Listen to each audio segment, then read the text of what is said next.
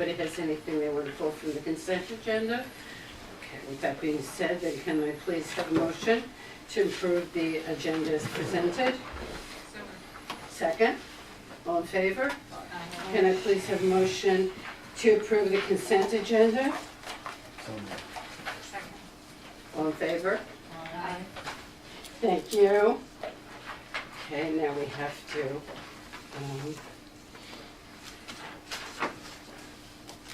do our donations. Our first donation is totaling $3,740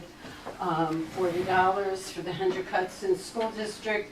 An employee from New York Life has made a matching donation, which is very generous, and we thank you for that. So that being said, our second donation is $100 for the Hendrick Hudson School District from PepsiCo. The donation is made possible through the PepsiCo Foundation. Again, we thank whoever did the matching donation. With that being said, can I please have a motion to, This one. oh, there's one more? Bank of America. Yep. Sorry. $32 from the Bank of America to increase the budget. Okay, and that is for Blue Mountain Middle School giving campaign that generates funds again for school districts from their employees. So we thank whoever gave that matching donation, and we're very thankful for those people. Yes? No, I think it's, I apologize, I just think it's great that these employees are taking advantage of these opportunities that, you know, partner with the schools. Absolutely. So, thank you. You know, it's easy enough to just sort of gloss over it and not make the effort, but thank you. No, it's wonderful on everybody's Yeah. part. So with that being said, can I please have a motion to accept the donations? Second? Second. All in favor? I abstain. Thank you.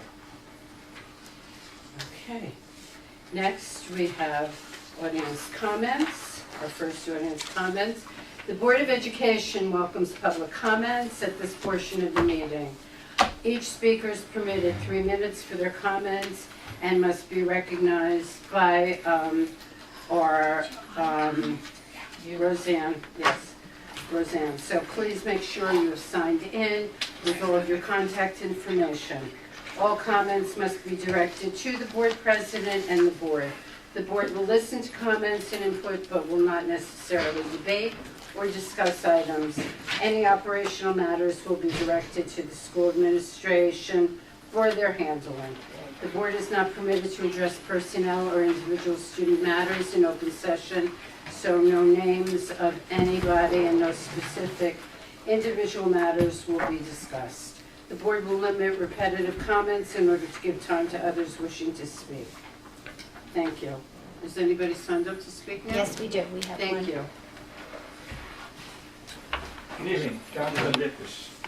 I just wanted, I know you're going to pass your budget tonight, and I am really surprised that this time next year, it's going to be interesting to see just what kind of budget you're going to have to put up, considering that the first plant will have closed. And I know I go to enough of these town board meetings where everybody's hanging their hat on the fact that maybe His Highness King Como is going to give you, $25 million or something like this. And, the question is, this would have been a perfect opportunity to start to get people used to the idea that something very different is going to happen this next year, And instead, you're putting forth the largest budget in Hendrick Hudson's history. And I don't understand it, quite frankly.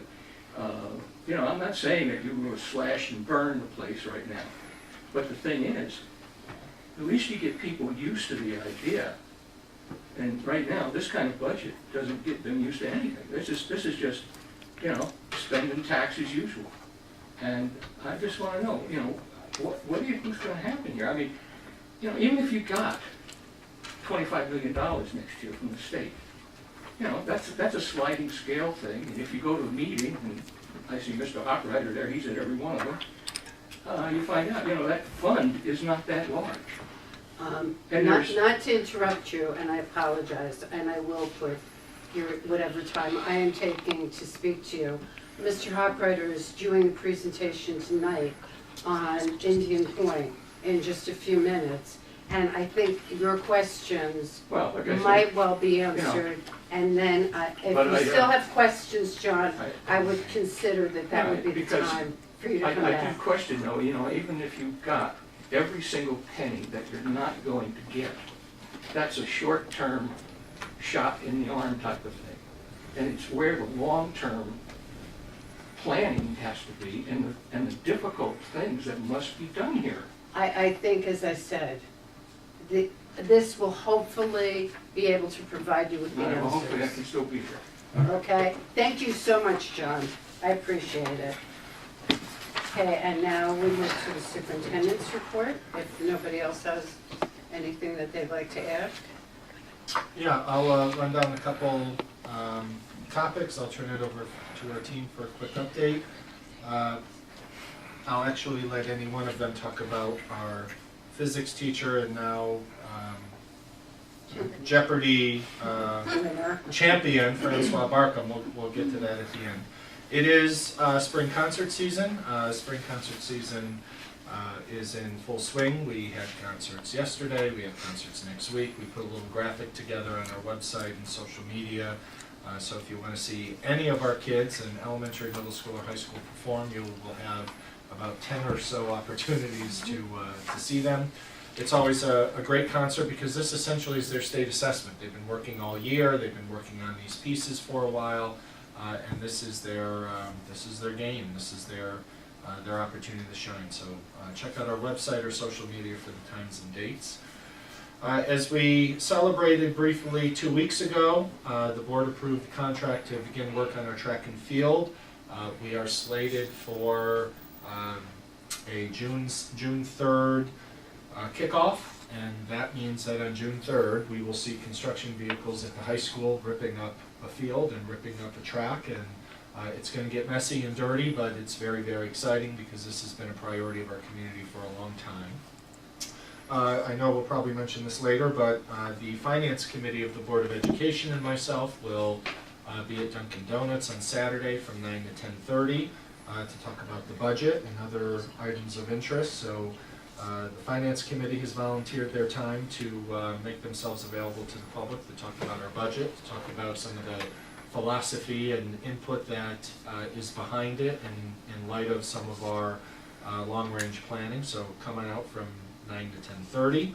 The budget newsletter is done. The board has copies. We'll have copies for folks at Dunkin' Donuts if they would like one on Saturday, but it will be mailed out in the next 48 hours.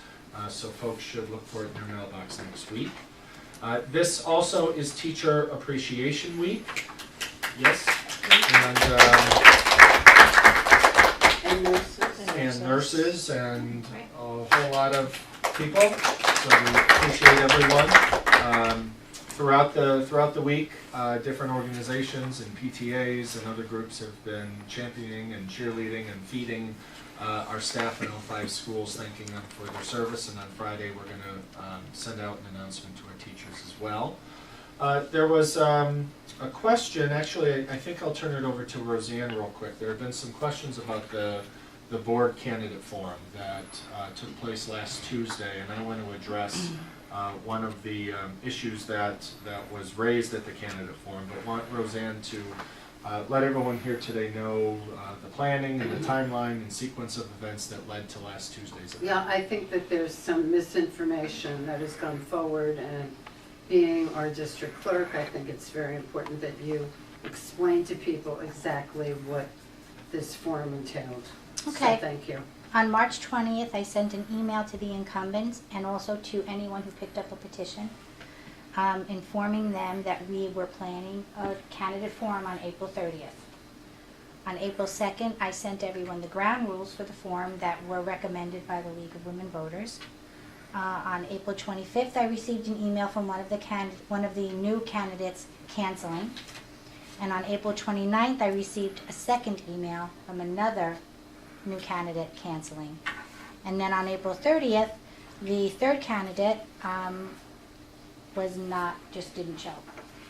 And I did try phoning him at home, and I received no response.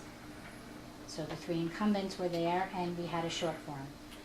And I know I got a phone call today asking information about the candidates. I directed them to our website where the forum was videotaped and had been posted, but it's the practice of this district, and in fact, no school district should be actively involved in the election or the campaign of individuals running for school board. So we do not host website space for any of the candidates, whether an incumbent or someone who's looking for their first term as board service. We don't host a website space. We don't host events or forums. We stay neutral. We don't put our finger on that scale, and it has been the long-standing practice of this district.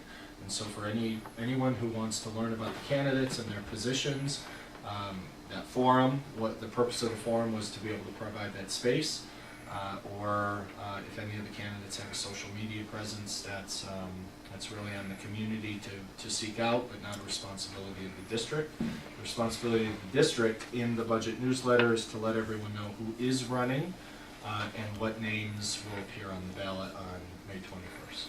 Well, there's also coverage, wasn't there, with, I think the media, the Examiner, Yep. and the Journal News will also do something, or has historically, they do But an the Journal assessment. News was not present. Correct, but The they'll do an Examiner was assessment as it there. gets closer to the Right. schools. Yeah, they may reach out to the candidates. So there may be an opportunity to find it online as well. And they usually do reach out to the candidates. I always get a call asking for their contact information. So,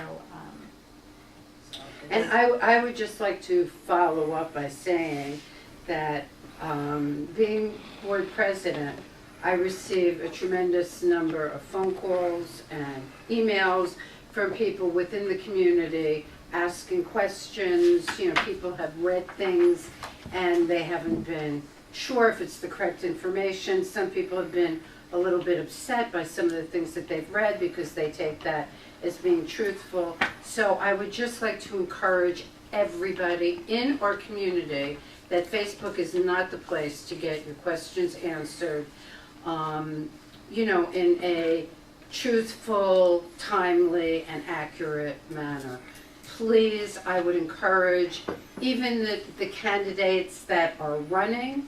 Nobody has been in touch with either, I believe, Mr. Hawkwriter or myself. If you do have questions, please don't think you know the correct information. We are all making ourselves available. There are other board members. If you don't feel comfortable with one, you can contact another. But in truth, the correct protocol is to get in touch with the board president. And I would just encourage anybody in the community to please, going forward, if you're not sure of something, before you post something that is inaccurate and might cause people to be upset, that you please get in touch with myself or Mr. Hawkwriter and meet with us. Okay? Thank you. I'll turn it over to Margaret to give some updates, and we'll go down the line. Okay, so busy time of year for curriculum and instruction, trying to bring one year to a close and yet prepare for the year that's coming. So leadership teams are looking at the goals that they set for themselves and planning forward, congratulating themselves on the goals that they've met and extending where we need to extend. Getting the middle school ready for the change in the next gen science standards that will begin to impact them in the coming school year. What else do we have going on? We had our first word study committee this afternoon with a delightful group of elementary teachers. So we had a nice conversation about next steps there and where we want to take that particular aspect of our ELA program. So it's a busy time. Thank you. Meetings. That's about all I do now. I know. It's that time of year. The CSE meetings we're this close to being done. This is probably the earliest we've been done in a few years, so it's kind of exciting. We have those cancellations and those last minutes. I have to tell you, I'm not going to blow up your spot, but I've been able to attend 2 of the unified sports competition, 1 scrimmage and 1 game, And I left the scrimmage with tears in my eyes because the stuff that you saw on that court was stuff that I wish we could see every day with just adults. And just watching the gen ed kids participate with the special ed kids on all the teams, it was just amazing. And I was sharing this morning, one of our students, that one of our special ed students was guarding another special ed student from the other team. She was not letting that girl throw. It was hysterical. Where the gen ed kids would kind of back off and would let the kids throw or hand them a rebound. That was not happening. And she was playing for blood that night. And I was just, kudos to you and everything you've done. Just what you have done is amazing with our kids. So thank you. That's about it. Technology-wise, same thing, kind of wrapping up the year and planning for next year. So thinking about how we're going to recycle and get value for our old equipment while we're trying to plan and purchasing of our new equipment. We had a successful meeting recently again with our Frank G tech representatives to really identify the technology they want. So working with all the vendors around that. Little things with technology, so it was a week ago, 2 weeks ago, BV had their Under the Sea performance for the first grade, and something as simple as their microphones. So for, we were trying to figure out how to fix their microphones. The speaker was broken, they didn't have drop mics, so my tech team was able to, borrow from the middle school, set that up. It was really important because Lori Ann Burrell was her last year doing the play, so it was a really wonderful production. I loved it, and we were able to hear it. So little things like that with technology, helps. Even tonight, Francois Barcombe was on Jeopardy, and so for the past week we've been trying to, between Claire Carey and Seed, trying to figure out how we were going to broadcast Jeopardy live, and so just trying to figure out how to make sure we had the internet bandwidth and everything ready to go so we could stream Jeopardy, and I was able just to join it. Francois was there, did a Q&A at 6:30. 7 o'clock, the auditorium was filled. They raised $500, which was really exciting. And it was just, those little things, sometimes people don't realize the behind the scenes of what goes on to make everything happen in the school. And even we talked about the turf being pulled up, so I had mentioned a while back we're creating a redundant system with our internet provider, with Optimum Best Web, to make sure that, if there's storms, we have a lot of trees, things go down, that everything, we have a redundant system. And so one thing they're going to be doing is, luckily it's good timing since the turf is coming up, we're going to be able to put cabling underneath, fiber optics underneath the field. Nice. So Anthony Merlini and I met with some representatives from the cable company, and so we're working out some of those details. And Anthony Merlini and I have also been working with, on his end, some of his people, and on my end, my EduTech people, on, some of our security and updates and plans that we want to, move forward with as we've been implementing some of the new technology.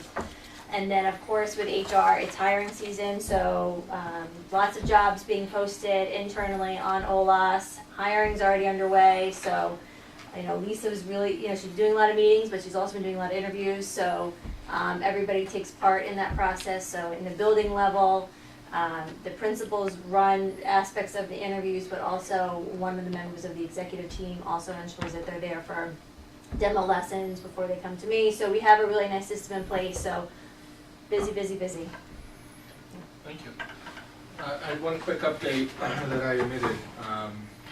Roseanne mentioned the candidate forum, and our board president mentioned some commentary out there on social media, and one theme between the two was a question about middle school flooding at the middle school. And for those of you who have had kids at the middle school or student athletes at the middle school and Furnace Woods are built in a depressed area. Depressed meaning geographically depressed area.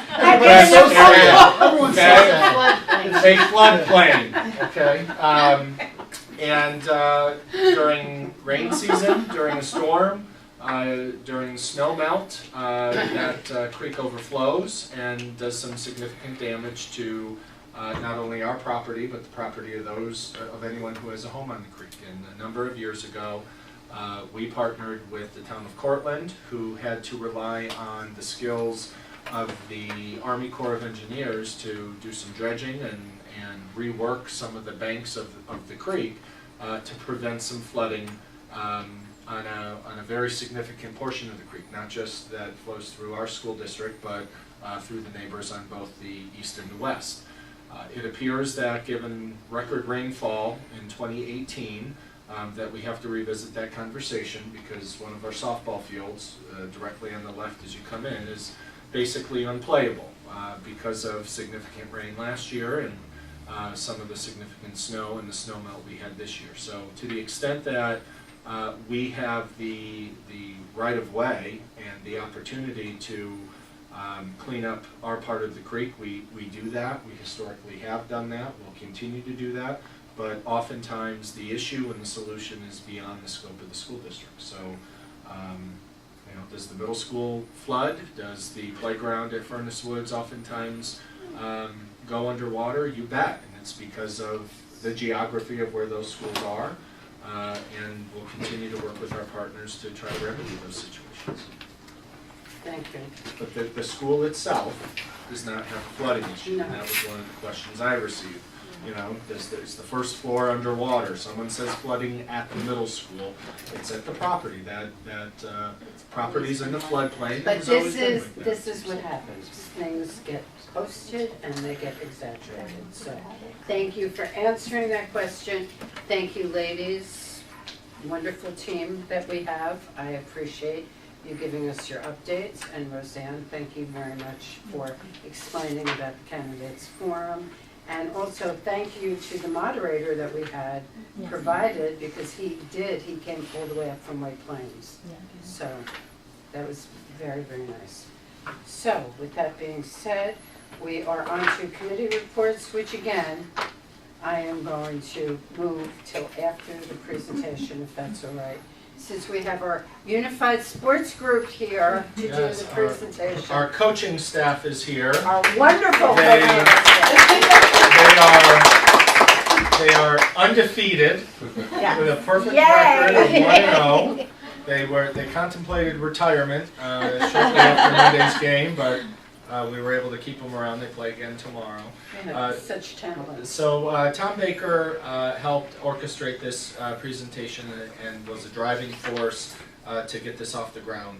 Speaking with myself, speaking with Enrique and Lisa and SEPTA and the Education Foundation and our staff and our student leaders and the parents of the participants. So Tom has been out in front of this and thought it was most appropriate for Brad Fredman and Dina Bertolini, our coach/advisors, to walk us through exactly what is unified sports, how this came about, and what we can expect. So if you guys want to head to the podium. Sure.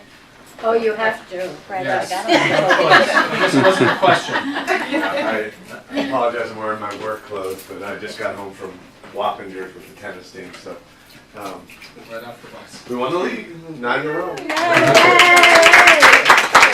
But like the APs had it at like 4:40, so I had 3 kids, their parents racing them up there, and we got it done, so we're back. And I don't know if anyone knows of our history together, but we coached a team like this, basketball team, for almost 10 years at a special needs school together.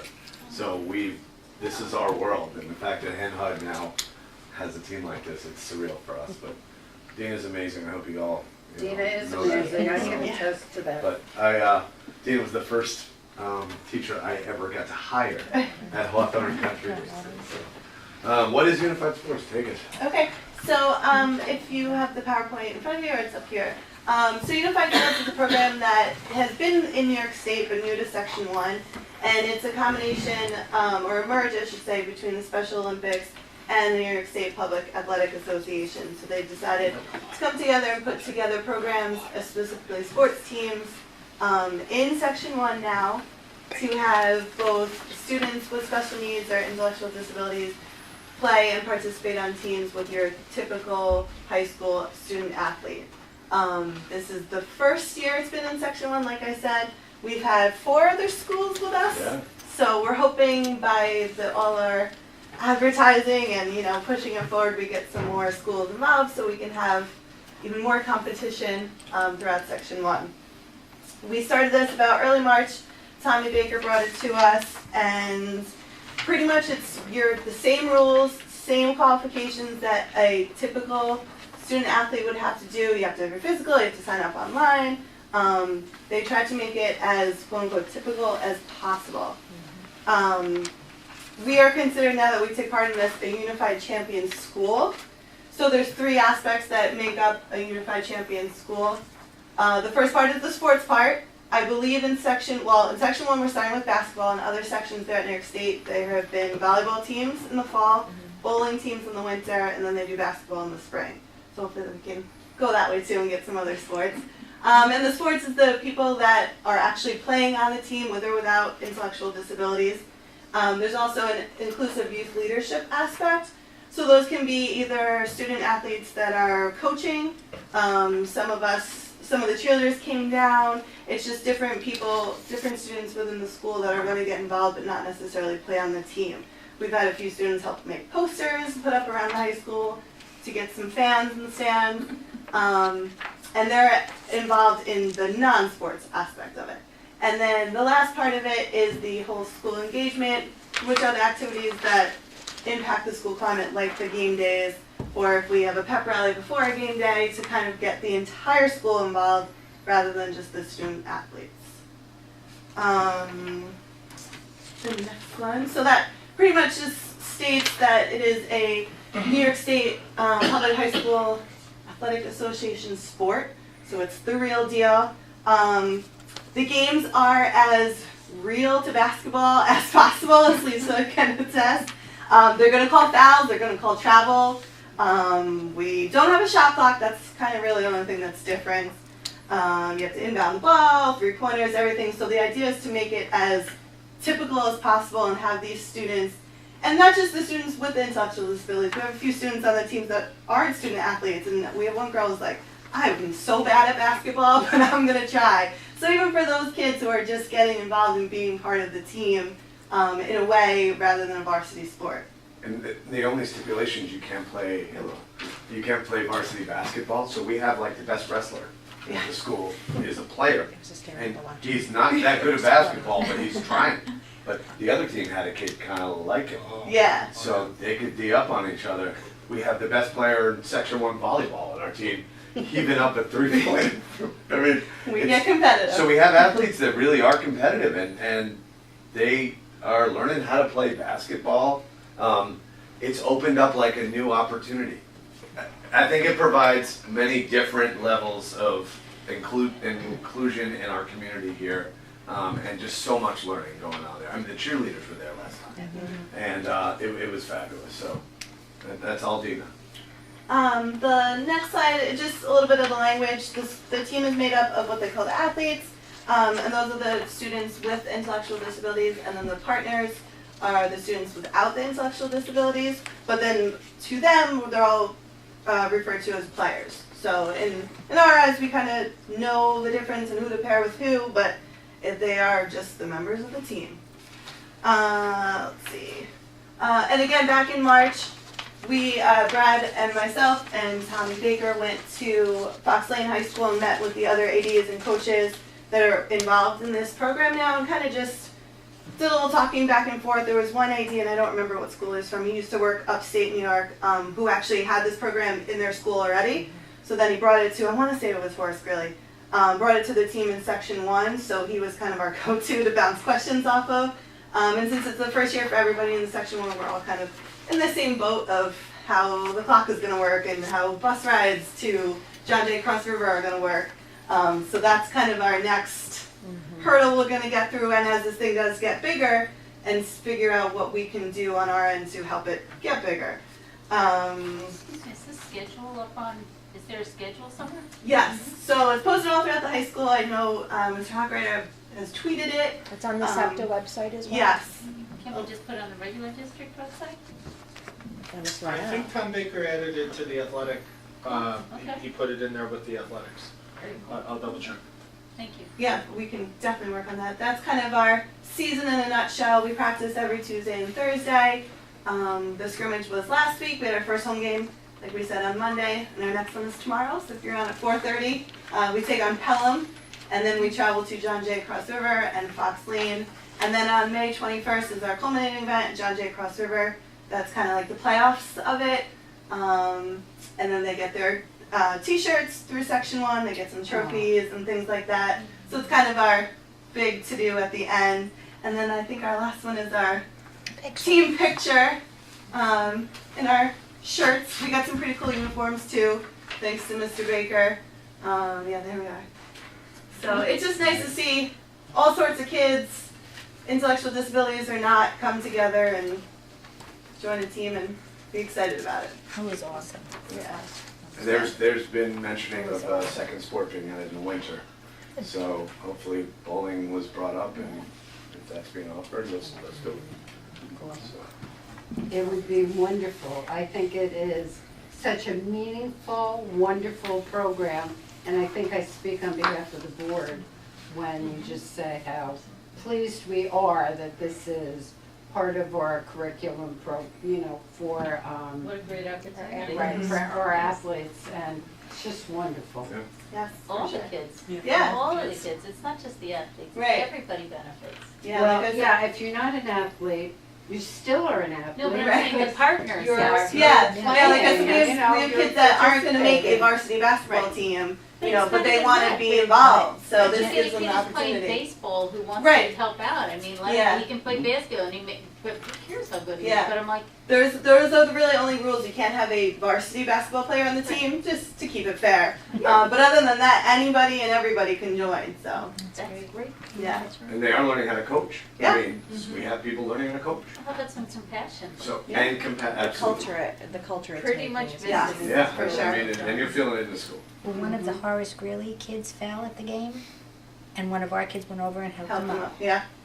That was just awesome. That's fabulous. Yep. It's That's it. incredible. Thank you But, so Yeah, much. thank Come you for having tomorrow, us. come Yeah. check it out. We're I- there. Right after Really good. safety meeting, maybe. And you should see it. We have our coaching staff, and then we have our sailor staff. We have Ramona was on the Ramona's been there, sidelines. yeah. We I had saw that. all of our players. We had our it was incredible, and Tom Baker was the MC, and he was doing starting lineups, and it was. Yeah. The It was cheerleaders either really walking. dusty or Yeah. someone was cutting onions because it was an incredible moving moment. You The whole should game, see it but at the door. especially the beginning. No, it's true, it's Yeah. very moving. Yeah. So thank you guys, Thank you. Thank you Thank you. for having us. and we Thank look you. forward to you guys presenting at a board meeting in the future with the championship trophy. We got 3 more to go. Thank you very Happy much. birthday. Thank you.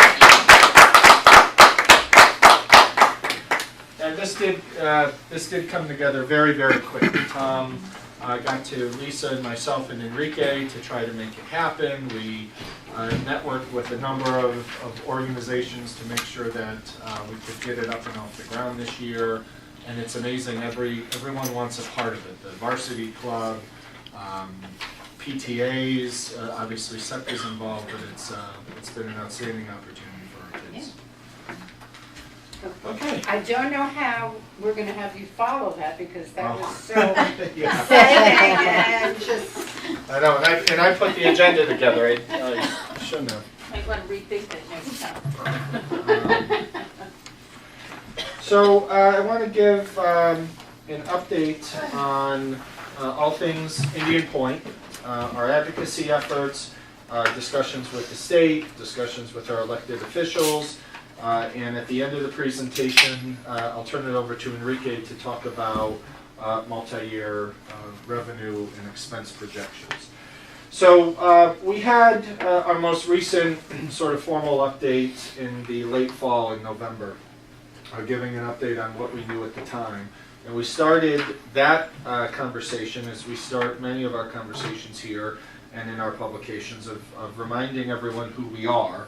And this is our most updated 2018-19 infograph, highlighting all of the various successes in our district. And we certainly could do 10 of these to make sure we capture more of our successes. But we use this as a reminder, because sometimes we get stuck in the mud and dealing with state mandates or Indian Point or all of the crazy things that happen in public education.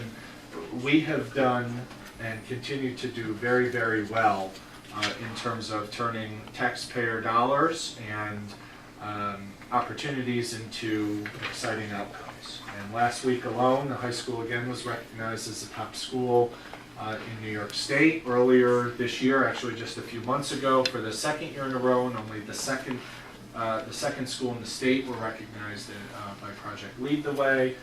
What we have achieved and our plans to continue to achieve is nothing but outstanding. And we have a legit reality check with Indian Point. Back in January 2017, Indian Point abruptly announced that they were going to close. And while many people ran around with their hair on fire, this is for you. No, I'm gonna have to listen to it. That's it. Oh, that's even better. You can rewind and hear me more often. Sorry. All right. Thank you. Rather than run around and light our hair on fire, we wanted to be thorough. We wanted to have all of the information. We wanted to network with our state agencies, our advocacy groups, and especially our politicians. The reality is, over the course of the remaining years of our pilot, which is a financial agreement with Indian Point that runs through the year 2025, we will lose, in air quotes, $60.5 million. And Enrique and I really quickly did a back-of-the-envelope calculation and said, if we need $60.5 million, and the only place to get it is through taxes, what would our tax increases be to recover this loss? And on average, it was 13% each year for the duration of that time. So 13%, another 13, another, and another. And we realized that that was not an option, and that was a non-starter, and we began, very quickly and aggressively with advocacy efforts. And what did we do? We did a lot of learning, and we had a lot of conversations. We learned that the New York State has a cessation mitigation program. We'll get into that in a minute. We know that there is a great deal of potential business development in our school district. We had the town's, oh my goodness, Chris Kehoe, I forget his title. He essentially is responsible for development. He came and presented at a board meeting around this time in November of 2018 about all of the potential opportunities and who the town was speaking with to try to bring business development. Why is that important? Because if we have businesses that move into our district or that turn vacant property into opportunities, those properties then are taxed and assessed at a higher level. That offsets property taxes to a homeowner. House of Representatives, Nita Lowy has sponsored a series of bills while she was in the minority party. Now that she's in the majority party, she's actually the chair of the House Ways and Means Committee, which is a very big deal for us here in Westchester and in the area she represents. We'll talk about her advocacy efforts. We know that the state education department will increase our state aid. It will go up by the millions, and we'll talk about what that forecast looks like toward the end of this presentation. But as Indian Point slows down, the overall wealth of our school district decreases. What that means is that the state's supplemental contribution to our annual budget increases. It usually takes about 2 years for the state to catch up with what they owe us, but it is a financial commitment the state must make based on the education foundation formulas. It's not a if, it's a when. So what will happen is just a matter of how quickly. And lastly, a sundry of district cost savings initiatives that we have been talking about and that we'll continue to talk about into the years to come. So the cessation mitigation program. This essentially is a pot of money that sits in Albany that currently has approximately a $45 million balance, and that taxing jurisdictions, those are essentially school districts, towns, villages, counties, anyone who assesses a tax can apply for these funds. You have to have a tax loss of 20% or greater, and you receive this fund over 7 years. So we are eligible for around $64 million of cessation funds over a 7-year period. All right. The point and the rationale of the cessation fund is to level off and to mitigate any huge tax increases to property owners. Right? So it's a way of slowing down major increases so that you can actually plan and have a multi-year financial projection. All right?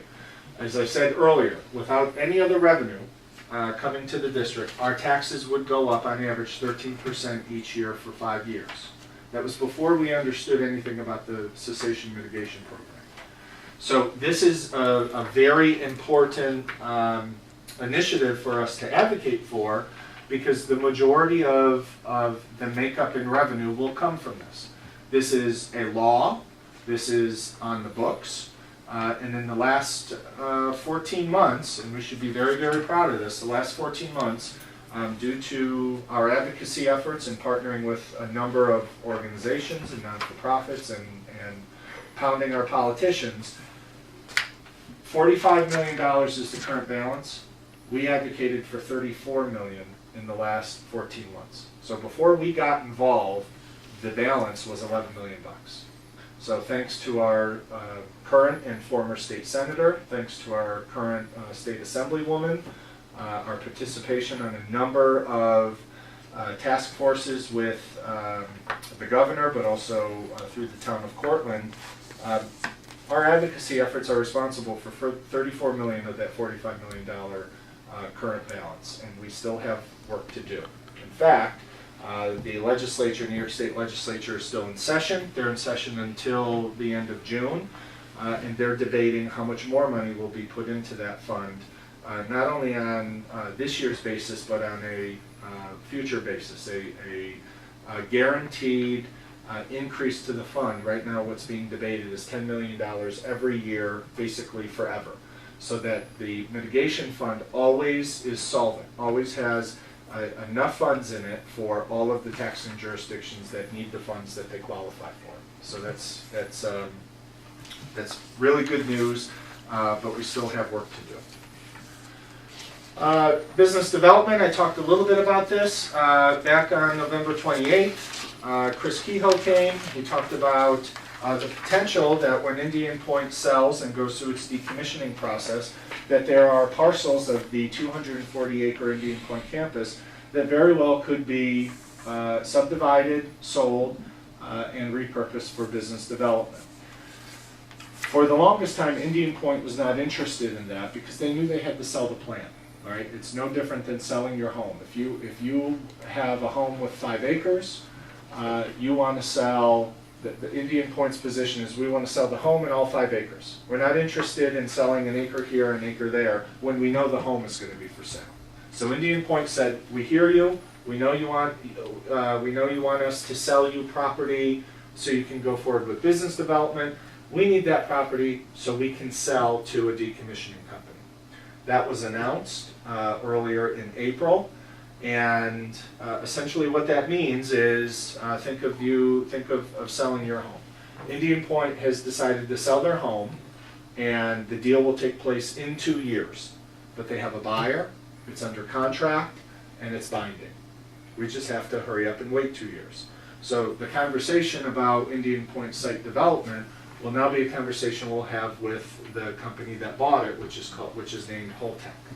So Holtec's responsibility is to determine what sort of footprint they need on that 240-acre campus in order to go through the decommissioning process. And we hope that whatever property they don't need that also could be used for business development, they'd be interested in selling off, and then the town or the village or the state would help us find a potential buyer and would help us bring some business development there, which creates new businesses onto the tax rolls that minimizes any huge increase to the taxpayer. The riverfront development, Mr. Kehoe talked about opportunities of business development around little boutique shops and restaurants down on the waterfront, opportunities around family entertainment, being able to kayak and rent water sport activities, those sort of things. The train station, there's a lot of available property at the Cortland train station, again, looking at the potential for restaurants or pubs or bistros, those sort of things. And then they're also looking at every other available parcel that is in the town of Cortland, but maybe not necessarily in our school district. So that is a big advocacy effort. Potential acts of Congress. So Nita Lowy proposed these 4 bills, and I won't read all of them, but basically what they do is it creates a revenue by the federal government paying us and the town and the village a fee for housing the federal government's spent fuel rods. All right, think of it as opportunity lost. Because the federal government's rules are that when you close a nuclear power plant, you have to keep the spent fuel on campus, which means you can't really build within a radius of where the spent fuel is. Nita Lowy's proposal is to say, look, that's on the federal government to reimburse these communities, because the opportunity lost is they can't redevelop that property. So it's essentially a tax that would come out of the federal coffers that control the Nuclear Regulatory Commission, the NRC. So these are in committee. The good news, and I'll talk politics for a minute, the good news is this isn't your typical proposal from a blue state Democrat or your proposal from a red state Republican. The majority of active nuclear power plants are in traditional Republican states. And the reason that's important is because this really is a bipartisan effort. That this isn't about Democrats and Republicans, it's wherever a nuclear power plant is, they have a shelf life of around 30 years. It's eventually going to close, and that community, whether it's in Texas, Oklahoma, Arizona, Nevada, New York, or Massachusetts, is going to be faced with exactly what we're faced with. A huge campus, a huge plot of land that can't be redeveloped because of federal guidelines saying the spent fuel has to stay there. So we receive updates every couple months from the Congresswoman's staff. All of these bills are still alive and they're still being debated. So we hope that if one or any of them pass and get through the House and get through the Senate and is approved by the President, that will be some significant unanticipated revenue that we're not accounting for now, and that would be a really good thing. We talked a little bit about the State Education Department. We know that our state aid will increase. This is really important because right now we receive around 10% state aid. That could go as high as 30%, but that's all based on the calculation from Albany. But Enrique and his friends have been having those conversations. Earlier tonight we had a gentleman say, okay, all this is nice and you're crossing your fingers and you hope for the money tree to blossom, but what are you doing to tighten your belt? And we have been, I think, pretty clear and pretty upfront that after debating what to do about Indian Point, after studying all the other financial and revenue threads, we also learned that we need to go through some painstaking conversations about if and how we tighten our belt. So back in the summer, the board had a retreat for 2 nights, and one of the major outcomes of the retreat was to commence a series of cost analysis studies aimed at how do we put a dollar sign and a dollar value on some of our programs. At the high school, we're looking at electives. We have outstanding elective programs, probably some of the best in the county and therefore in the state. But they're electives, they're not mandated. It will be an analysis that essentially will tell us how much money is the district spending on some of these elective programs that the state doesn't mandate, and how much money are we spending on programs with low course enrollment. I grew up speaking French. I travel to France when I can. I like to pretend I can speak French when I'm there. We offer French throughout our system. And because of staffing and because of opportunities that this board has provided, we offer AP French. And sometimes we offer AP French to a handful of kids. Great opportunity. It's a commitment we made to kids and parents to say, if you stick with the language, we have a capstone opportunity, which is college level, AP French. But it's costly to provide AP French for 5 kids. It's costly to provide Project Lead the Way, and we are a state-recognized school. It's costly to provide a lot of programs, And we owe it, the commitment from our team and the board was to say, we owe it to the community to at least put a dollar sign on it. Now, we may not touch it, and we may say, no way, some of these things are off limits, but we at least have to go through the process of doing the analysis to turn the stone over. No decision has been made, no decision will be made without public input, and the cost analysis isn't even done. So I'll talk a little bit about the status and the folks that are doing it. In the middle school, they're looking at how we organize kids. Right now we have a team approach where kids move with a core set of teachers in 6th, 7th, and 8th grade.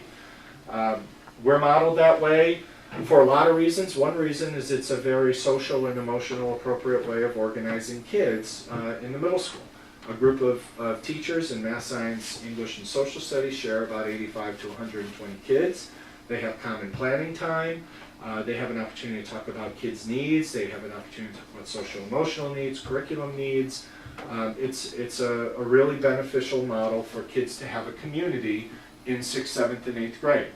There are middle schools who don't have that philosophy, and it's called a junior high model. It's essentially 7th and 8th grade is organized like high school. The teachers don't belong to a team, they belong to a content. So instead of having a team in 7th grade or a team in 8th grade, kids just bounce back and forth to their teachers based on their schedule. There isn't that social emotional component. There is a cost to that because when you have dips in enrollment or you have an opportunity to go to a junior high model, you have strength in numbers because you're dividing fewer kids over more teachers, and the way that you would save money would be through attrition, hopefully. But essentially in the junior high model, it's more efficient. You need less staff to teach the curriculum. Also at the middle school, the analysis will look at state mandated programs and courses.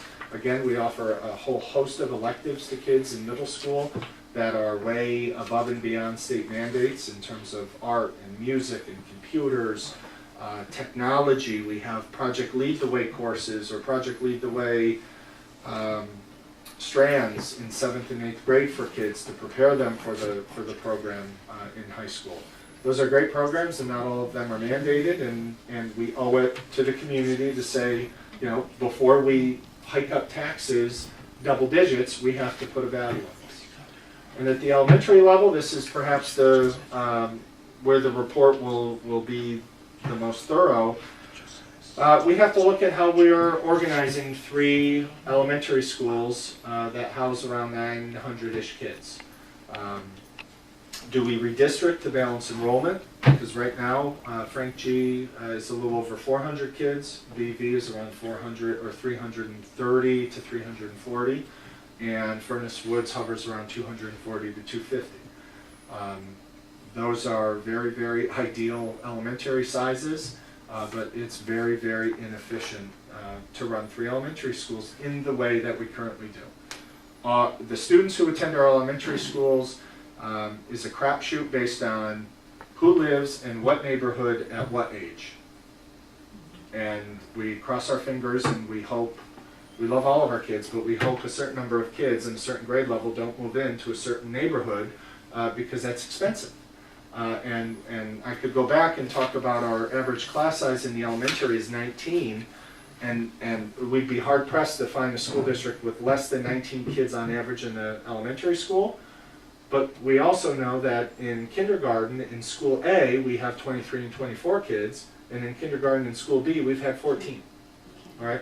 That's a function of who lives where at what age. And that is just not an efficient way. So the study is going to determine, are there more efficient ways? Redistricting to keep 3 elementary schools, but to try to get all of the elementary schools to an equal enrollment number. And those members who have been on the board for those conversations in the past, they are not fun, because there are kids who will leave one school to go to another to solve a financial problem. Another analysis is to look at the elementary organization by grade level. All right? Some people call this the Princeton plan. This is where all the kids go to all the schools and they move by grade level. And there are different versions of a Princeton plan. All right? A grade level school where they go to school A for K and 1, school B for 2 and 3, school C for 4 and 5. Some districts, like Yorktown, have 2 primary schools, a K through 3-ish, and then they all come together 4th and 5th, and then they all move to middle school. There are different versions. If we have more kids in the same place at the same time that need the same grade level of instruction, that is the most efficient way to teach kids. It's the most efficient way. That's why a high school is very, very efficient. If the high school got 50 kids that walked in there tomorrow, the existing staffing could absorb those 50 kids because we have 6, 8, 10 teachers per department. You can spread them out over a number of teachers. If 50 kids moved into Furnace Woods right now, we would probably have a $300,000 or $400,000 problem that's not budgeted for, because that would exceed enrollment caps. We're looking at I don't know what grade level at BV, but there's a grade level, 2nd grade. Oh, 2 grades. Or 2 grades. We have a teacher who's moving out, a BV teacher who lives in BV. She's moving. They're downsizing, kids are out of the house, getting ready to slow down and retire. Moving out of the community. Has sold their house to a family who have 2 kids that will go to BV. And one of the children will actually put the grade level over the cap. All right, so a function of a new family coming to a district creates a $100,000 opportunity, but that is just not an efficient way to run the K through 5 operation. So the study is going to look at different ways of organizing that will create more cost-effective measures, and we'll debate that. We'll debate it here. Our team will give you information on pros and cons, what works and what doesn't, why there are more educational benefits to one area or one opportunity than another. But ultimately, it will be our decision to determine if the financial picture we're looking at warrants significant change in any of these areas that you see up on the screen. The answer could be no. The answer could be our community will reject this, and the projected tax increases based on the assumptions we have, it's just too much, and that could be the answer. We have to go through the process to arm ourselves with the information to make those decisions. And we have been talking about this at PTA meetings. We've been talking about it with our staffs. We've been talking about it at board meetings. We've been talking about it out in public, that we owe it to our community to talk about things that we have to put some dollar signs on because we have a fiduciary responsibility, but also no decision has been made. The group that we hired came highly recommended from the School Boards Association, from the Superintendents Association, from Enrique's Business Association, as well as BOCES. They're a team that does this for a living. They're out of Syracuse. They haven't stepped foot in our district yet. They're coming in early June. They have asked for thousands of pieces of information, from salaries to a blueprint of a school. They've asked for what programs we offer, bell schedules, specific teacher schedules. It is a very, very thorough report, and we got one shot at getting it right. So they're going to come and do a site visit and meet with us in early June. They're going to meet with the principals. They're going to walk all the buildings to make sure that their blueprints match what the actual physical space is. And they're going to, start asking a series of questions so we can drill down, so they can get to some of the analysis and recommendations. Can you just please talk about why it is not effective to close the building? Because I have gotten calls from teachers, I've gotten calls from people in the community that are very upset. I was at a PTA meeting, and it was brought up that there's a rumor going around that a building may be closed in the elementary. And I have always stated that's absolutely not true. So, given the number of kids we have currently enrolled, given the fact that the housing market has been the hottest it's ever been in our school district in the last 12 years, which is going to lead to more houses selling quicker at asking price and with the potential of more students coming. You know, I gave the example of the family leaving with 0 kids and now we're +2 and it's only, you know, early May. We do not, based on enrollment right now and based on the blueprints of the 3 schools, we cannot close any elementary school and have enough space in the 2 other schools. And it doesn't matter which one you want to close. We do not have enough space to run our programs. We don't have enough space to meet the mandates. We don't have enough space, period. We don't even have enough space right now for every child to have gymnasium, phys ed class in the gymnasium. All right, so by reducing our space by 1/3 is basically a non-starter. Now, I can tell you that based on 6 years of experience here. We're going to have the professionals say that based on a whole additional set of criteria and data, because my thumb is on the scale. Right? I know that closing a school and not building on to any of the 2 remaining isn't an option. But we're going to have a third-party group whose objective also say that with much other data than I could present right now. But based on number of kids and the physical layout of the existing schools, we can't do it. Look, one of the biggest, I think, a very big regret that this district made a long time ago was selling that school, selling McKinley. And the worst thing that you can do from a business standpoint of a school district is to close a school and mothball it and then try to reopen it. It's the worst thing you could do because you get no state aid on it. You're paying 100% out of pocket. You got to keep the heat on, you got to keep the electric on, you have to keep insurance, you have to keep surveillance. So we have no interest in that, but we're going to have the third-party group say, for reasons we already know and 10 more, basically a non-starter. Thank you.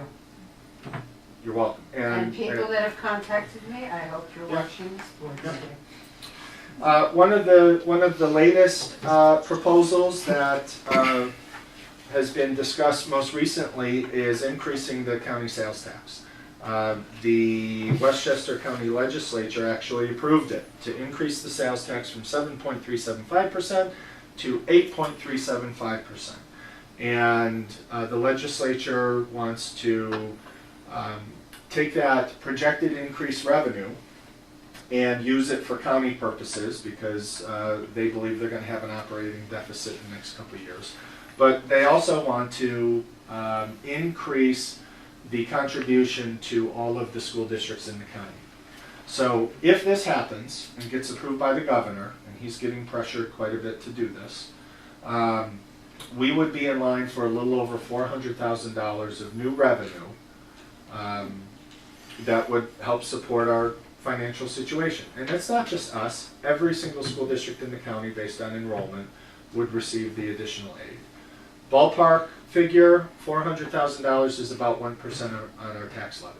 So think of it this way. The increase in sales tax has the potential to reduce taxes by a percentage or to not increase them by a percentage and still get the benefit. Now, some people have said, that doesn't make sense. You're taxing me out of one pocket and you're going to give it back to the schools in another. And while that may have the appearance of it, the calculation that the county is making is that a high number of people who don't live in the county shop in the county. And so it's actually being passed off to them. And I'll use Lisa as an example. Lisa lives on the other side of the river, all right? Lisa, I'm sure, fills up her car with gas in our county. I'm sure she stops for iced tea in our county. Sometimes we have lunch in our county. Sometimes she runs errands in our county. On a night like tonight, maybe went out to dinner in our county, all right? That's just one tiny example. We gave the example at one of the elementary schools that the vast majority of our teachers, just because they're the biggest group, vast majority of our teachers don't live in the county. But they shop here. They run to the supermarket on their way home from work. They stop for coffee. Their gas tank's on E. They fill up with gas. Connecticut, I mean, how close we are to Connecticut. They're flying out of the White Plains Airport. All of the people who fly in, literally fly in and stay in the Peekskill Holiday Inn, that are contractors or consultants with Indian Point. You name it. We have a lot of people that work in the county and then turn around and leave. And if you don't believe me, ask Enrique when he's doing the reverse commute to work, because he sees all the traffic going the other way.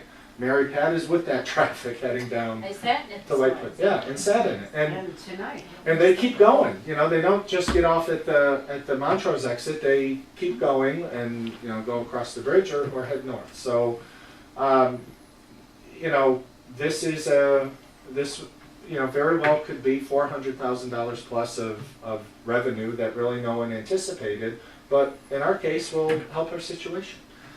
So it's on the governor's plate to approve it. He has until, I think, the end of June to do that in this legislative session. And it will be, I'd be surprised if he didn't, because the county has legit purposes for what they'll do with that revenue. And it certainly doesn't hurt to give a percentage of it to schools to lower the burden on the taxpayer. So that's sort of the philosophy behind it. I'll turn the rest over to Enrique to walk us through some of the assumptions. And the second to last slide is the financial projections. Thank you, Joe. We've been working very hard on the financial projections and changing them often because as new information come in, we get good news, we get bad news, but this is as of last week. And in our projections, we decided and we agreed that we're going to leave all our programs and staff intact. That means that everything that Joe said about what the consultants are going to do, we're going to throw it to the garbage. We're keeping the school as is and the district as is. Our assumption is that we will receive about 70% of the cessation fund. Usually, you receive the percentage of what you collect from the sources out of Cortland County and us. We get, when you get taxed, 70% of your real estate taxes go to the school, and the 30% go to county, town of Portland, etc., and, you know, fire departments, everything else. But we get 70% of your real estate taxes. Like Joe said, we'll get about $412,000 in more money in county tax, and then the way the wealth ratio of the districts work is by looking at the assessed values, but they go 2 years back. So they are giving us next year, in 2019-20, based on the assessed value of 2017. So that's the role. You know, it takes 2 years to adjust. So I'm taking that into account when I'm looking at my multi-year projections. And The right one. Oh, there you go. okay. There's a lot of numbers, but I highlighted important ones. And the first one is state aid, and if you can see, state aid up until 21-22 is about $5.7 million. And then it starts jumping to 7, 9, 10, and 10, based on our decreased wealth ratio. The next part that is highlighted is our sales tax that we discussed, and I just highlighted from 1 year to the other one, from 20 to 21, and then it increases with increasing consumption in the county. The next one is our fund balance, and then that's when we plug a number that is coming either from operating fund balance, from the cessation fund, or from when we pass the tax stabilization reserve. So and if you look, it goes from 1.393 million this year to about 5 million next year, then to 7, then to 12, and then it starts leveling and going down. And finally, I want you to look at the proposed budget and the increasing budget. Again, I'm assuming that we're keeping all staff and all programs. And to keep all staff and all programs, for next year we have a projection of 0.64% increase in the budget. Then we go to about the same, and then we go to 1.5, 1, and numbers that we've seen in the past going forward. And that means that our tax increases, and I just put the same for one of the other ones because I don't like to look at who pays more and who pays less. It's just increase on the tax levy. As you can see, the increase this year in average is 2.64. Next year, I'm expecting it to be in the 4s in the next 2 years, and go up to 5, 6, 6, 6, 5, and then it starts going down. Numbers that obviously will be higher than anyone else in the county, but numbers that, compared to what was going on before I came here, they are not that high. In average, you would expect an increase of about 5.5% for the next 7 years. And then it will start going down we already made up what we lost in Indian Point, in the increase in the budget, so then we go down to the 3%, and then hopefully in the following years we'll get to what it was in the last couple of years, that it's under the 2% cap. Our cap, so you look at here, our cap today is $43 million. Next year it's going to be $50 million. So if we wanted to go to the top of the cap, we could increase $7 million our tax rate and still be under the cap. And that's because every dollar that we lose in pilot payments, we can get it out of the community. But obviously, as you can see here, we're nowhere in those numbers. So yes, it's going to be hard. It's an average of about 5.5%, and this is with not cutting any programs, anything, maintaining absolutely everything that we have today.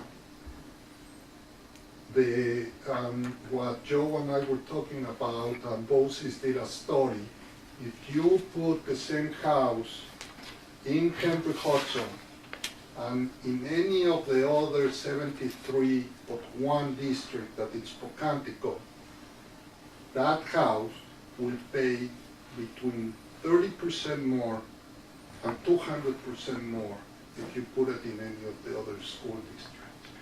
That means that in 5 years, when we're fully taxed, we will be paying the same as Croton, as Lakeland, and our surrounded school districts.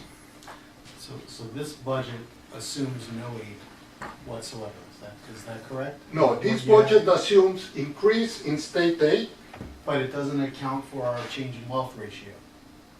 Yes, Right, that's why if you look at the big increase, in 1920 we get 5.4, then it increases about 2%, then about 2%, but then increases from 5.7 to 7.4, because our wealth ratio, we still have in 2019 a wealth ratio of, let's say, 4. Our wealth ratio will go to 3 next year, and then we need 2 more years to adjust it. So, but I think you said the difference was anywhere between 10% reimbursement or up to 40%. Oh, no, that's very different. Okay. That's the state ratio for the capital projects. Okay. It's very different. This is foundation aid. The other one is for capital, yes. Well, I'm expecting for the capital to go from 10 to 40%, but they are completely different. Yeah. Okay. All right. thank you. So we didn't assume everything. We assumed what we know is in the works and what role we could play in advocating to sort of get certain initiatives across the finish line. We'll know in 6 weeks whether or not the sales tax thing happens. It is signed by the governor. I don't see how he doesn't sign it. We'll know in 6 weeks what the mechanism is to fund the cessation fund in terms of annual increases. But in the last 14 months, we got 34 million of the 45, so that's pretty good. So I'll go back to what I talked about with these cost analysis studies. We may get to a point when looking at some of these projections, and the more we learn, we'll tweak them, where I'm not going to forecast, but one option may be thank you and we're good. Or we'll make a couple adjustments or tighten the belt, because some of these projected increases, if the assumptions become reality, is not the light your hair on fire tax scenario. And I think it's important to echo what Enrique said, and Margaret and I said it when we toured the elementaries. The deal was that when Indian Point was operating, we had a more comfortable, cost-efficient way of living. And if one side of the deal is off the table, the other side is. And we have to get accustomed to being in Westchester. Westchester is the second highest paid tax in the country, and I think, going back to the beginning of the presentation, I think it's a heck of a return on investment what kids and families get out of our school and many others in the county. And the conversation to have with our community is, are tax increases between 4% and 6% palatable, given the 20-some-odd year comfort that we've had? And to me, that's as equally as important as talking about some of the findings of the cost analysis. And when Margaret and I had that conversation with the elementary schools, they nod their head. Barbara and I were out with the seniors; they were nodding their head. It's not horrible. And what Enrique was referencing was, before the property tax cap came into play, our budget increases in this school district were anywhere between 4 and So one other question I have about the stabilization fund that we were allowed to open. Did we get an answer yet as to whether it's a one-shot deal or whether we can keep contributing to it over time? Actually, we had a meeting with the state yesterday, and we're having a call with the head of my association to see how we can continue to advocate for the changes. They said they were going to go back and look at our proposals, but there was no definite. Yeah, the phone call with the governor's team, they essentially said, yeah, good point, and we'll go back to the attorneys that wrote the language. Okay. Because the issue is, the tax stabilization reserve was an act out of the executive branch. And the operating rules within the tax stabilization are contradictory to how every other reserve works on the state education side of things. And what we were saying to them is, if this reserve could operate in a way that our SED reserves work, we're good.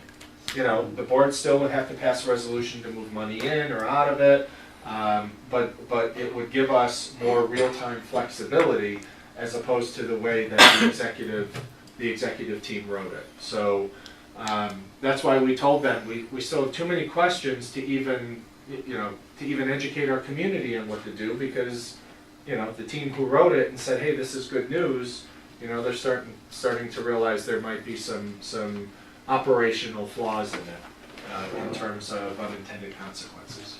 So the way I look at it, it seems like before any of this happened, before any of the work we did happened, we were looking at a hockey stick.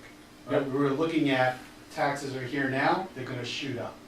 But based on the work that you've done now, and if anybody correct me if I'm wrong or disagree with me, looks like we have a gradual increase, so that we're easing the pain on all our community members versus hitting them all at once. Actually, I remember my first projections, I told Joe that we were expecting about 75 to 80% increase in the first 5 years. If you look at this, let's say at 5, forget about the compounding, it's 25%. Yeah. It's a huge difference, and I Huge. think that a lot of credit I mean, goes again, to all the work at the you've end of the done. day, over time, we're losing the $24 million a year that the community has to make up. But make 24 million over 10 years is very different than making it over 2 or 3 years. Right. So that's why we're saying, my idea here, if you look at it, is never to go to a tax increase of more than 6%. And that's, I mean, That's this if is we what do we nothing. know is That's what I'm saying, That- and that's yeah, if we That's without continue making any changes at any all. changes. That's the worst case scenario. This This is what we is know if is Indian happening. Point had not closed. The same, we have a lot of capital debt coming up. We have 40 million of capital of debt that we're paying down in the next 5 years, and we're only bringing in 18.5 at lower rate. So just there, that's why this year our budget increase was only 0.64% because a lot of capital money, debt money, is off our books that I don't have to pay. But I know as well, Joe and I have had meetings with people from Buchanan and from the town of Cortland, and I think people are just like, and I'm not saying relieved, but I think they feel a little bit, calmer.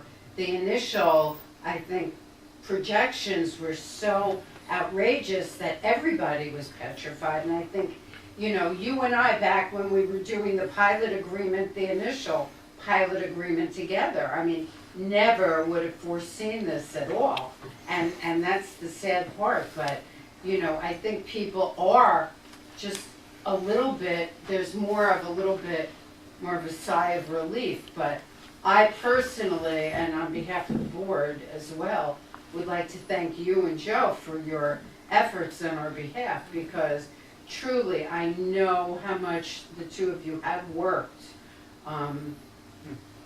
for us, and I can't thank both of you enough. And Joe, I know you've been at so many meetings, and up in Albany, and with the town of Cortland, with Buchanan, and, with everybody, and I thank you. I know how much time you've devoted. I know how much time I've devoted to meetings, and they've been very minimal compared to what, you both do. So thank you tremendously. The most important thing that I see in all this is that last year we passed an $18.5 million capital project, knowing that Indian Point was going away in 4 or 5 years.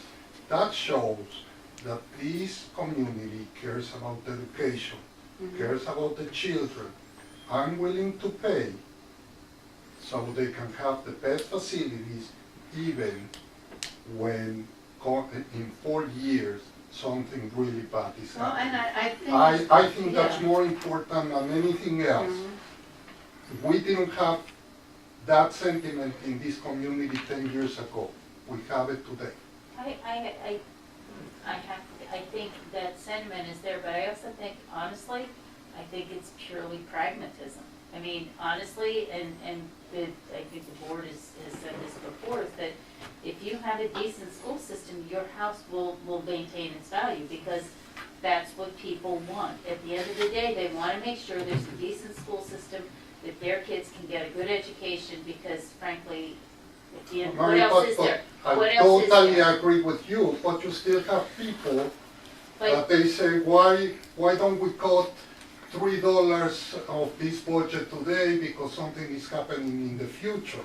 When it's, if I don't know exactly what's happening in the future, let's continue to have the best programs, and when it's time to cut, then I'll cut. But you are, not today. but yes and no, but to be honest, you are making, like,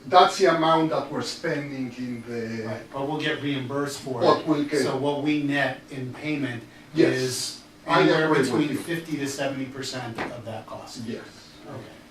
Okay. And I want to make sure we highlight and mention all the work that we sometimes don't see. But Laura and I were just in a meeting today talking about some of our tech and HR systems moving to more digital, a digital platform that will not only save time of people pushing papers and moving them into files, but will save a tremendous amount on overtime and other areas. And we're able to buy programs and services through BOCES, where we get an incredible amount of state aid.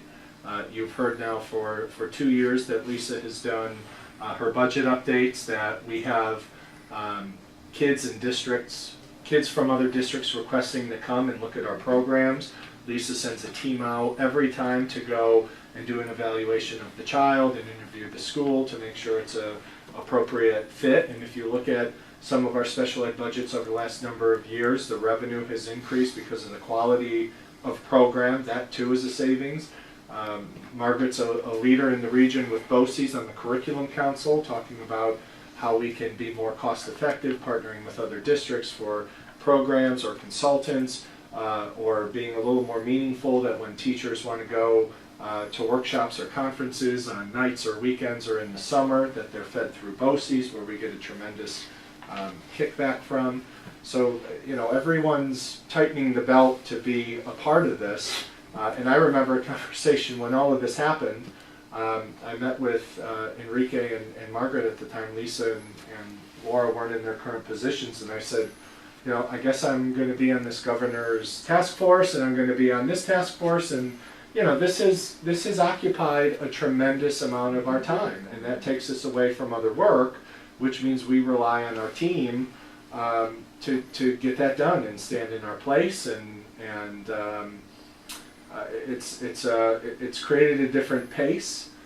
So you know, while we're out in front of some things, or you know, on TV at the meeting with the governor, a series of other people, including the ladies at the table, have picked up the ball and have been conscious of what our financial situation is, and has made very significant contributions to that. It's not just, you know, the big ticket items that we reduce. It's all of you know, all of the subtle little things that help make something like this projection a heck of a lot more palatable today than it was 25 months ago. And we thank you. Everybody. Okay, Thank so you. that's Thank where you we for are. Such a clear and comprehensive update. You're welcome. We very much appreciate it. Okay, we have committee reports. Vermont Middle School was canceled this month. The PTA. Yeah. And I didn't go to Frank G because Joe was doing his budget report, and the whole report, I guess, on this at Frank G, so he had told me to skip it. Okay. Westchester Putnam School Board Association had a meeting on April 25th. Just a reminder, I think we're all aware, but Lisa Davis is retiring. She's the executive director there. We're going to miss her quite a bit. She's gonna be missed. She's really going to be missed. She's added so much to the offerings of that particular organization. Actively searching for replacement, and there's going to be a end of the year dinner and final meeting on May 30th. I'm going to go to that. I don't know if anybody else wants to come with me to it, but it's a possibility there. Our county executive, George Lammer, will be present. He's the policy at the meeting. At that meeting, we did talk about some of the work that Ostrom and Associates have been doing. They're a lobbying firm that's been hired by Lower Hudson Educational Coalition, which we're a part of. And they're looking at a couple of issues, some of which Joe talked about tonight already, that they think are on the docket, and most likely there will be changes related to them. Two of the ones that weren't talked about tonight is the schools as polling places. it seems as if there's some momentum to make it so that schools can have the option of not being a polling place. And Westchester Putnam is hoping that we as school districts can provide them with some real life examples of how that impacts us. You know, whether we have to reschedule gym classes because our gym is taken up, or we have to have people. Cancel school. We get, We have a superintendent's conference. yeah, but you know, but when there's special elections too, though, you can't do that, right? So anyway, they're looking for that, but it's, you know, I'm hopeful that we'll be able to work something out there. The other issue is limiting paid leave for the voting mandate. In the 2019-2020 New York State budget, there are provisions for employees to have 3 hours to vote, either at the beginning of or at the end of their shift, and then we have to pay for them to do that. And so there's some legislation in process, you know, I'm not sure, but we're thinking that might happen, where it would be limiting it, you know, that time that they'd be able to take. Or it would have to be able to prove that that their shift begins 4 hours before the polls would open, or, you know, there's a 4 hour window now. Last year, Lisa, my association made the calculation, and we all send it to Apple. So if you go next time and they discuss it, Apple has the numbers, because it was incredible, the waste. The cost. The waste, the cost. Yeah. So, those are some things that are, those are some things that are, you know, being discussed now. I also went to BB's PTA meeting on Monday night. Mr. Hogwriter was there as well to present about the budget. Kind of, you know, end of the year things that are happening there. One thing just to let the district know about is they're going to have a color run on June 22nd, which is going to be a fun little fundraiser for them.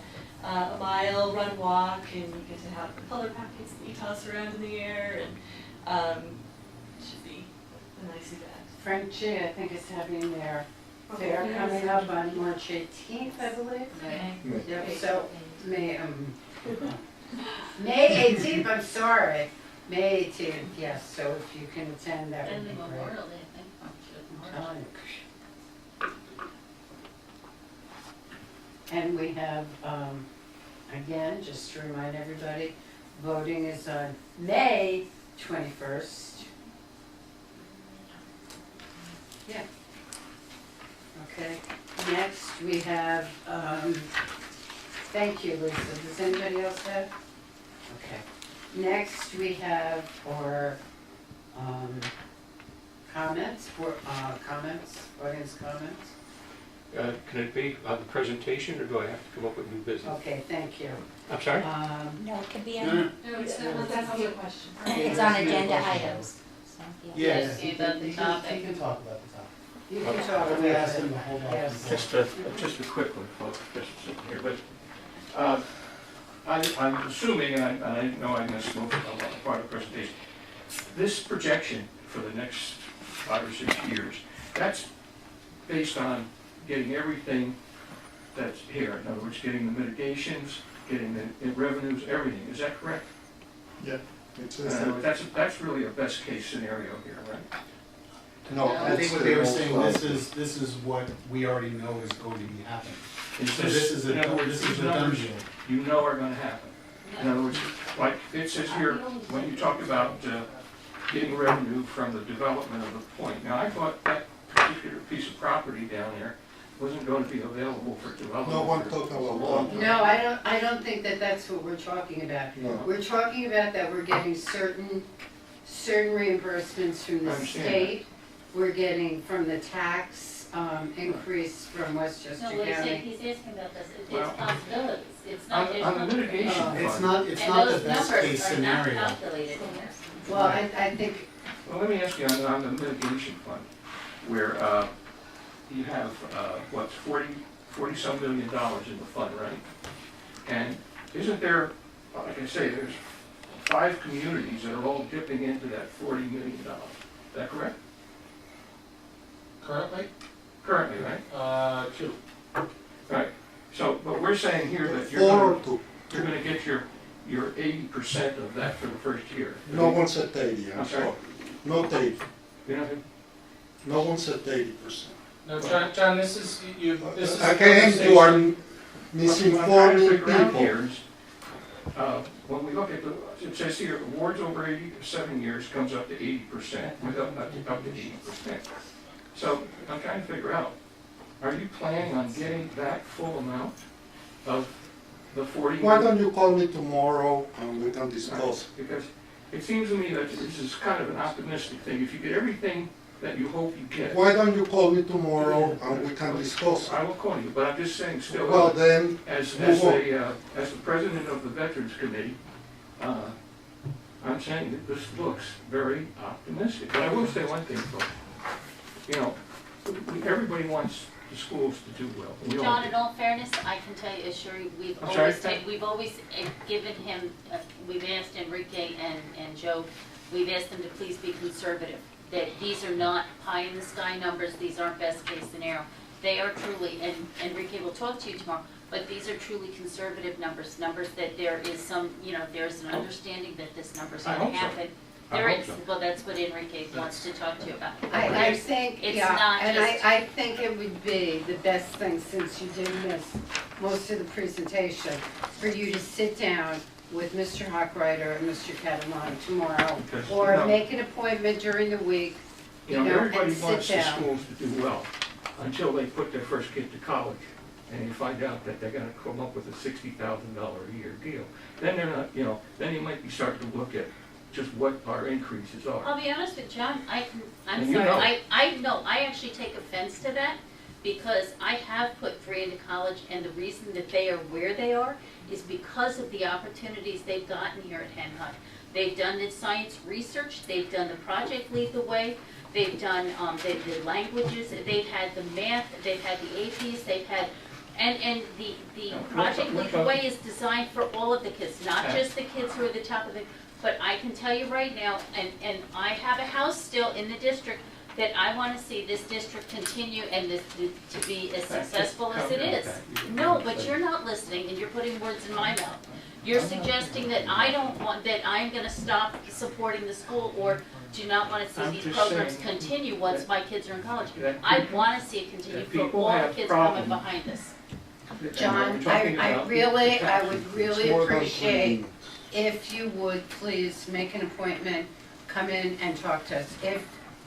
If you could do that, I really, But I'm just saying, though, there's a lot of people I know, that and the I, tax increases you're talking about are not going to be so easy for them to take. and we realize that, John, but there is, outside of certain things that we are trying to do, we are looking at a lot of different options of things that we could do. Yeah. And we want to be as transparent as possible, Right, frankly? and not just, Okay. and not just saying that this is expressly what we're doing.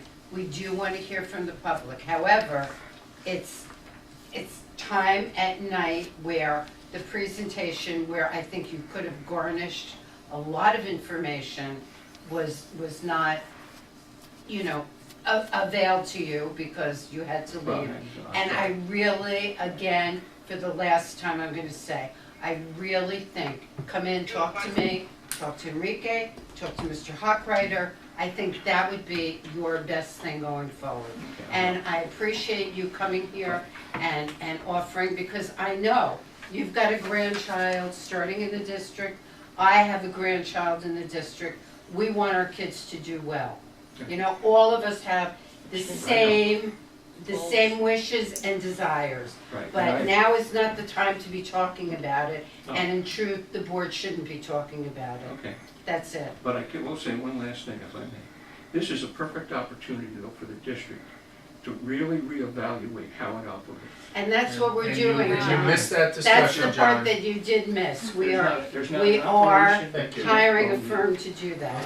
So, going forward, we intend to do that. And, Okay, can I more than please my have- grandchild, Can I please have a motion to adjourn the meeting? So moved. Second, all in favor?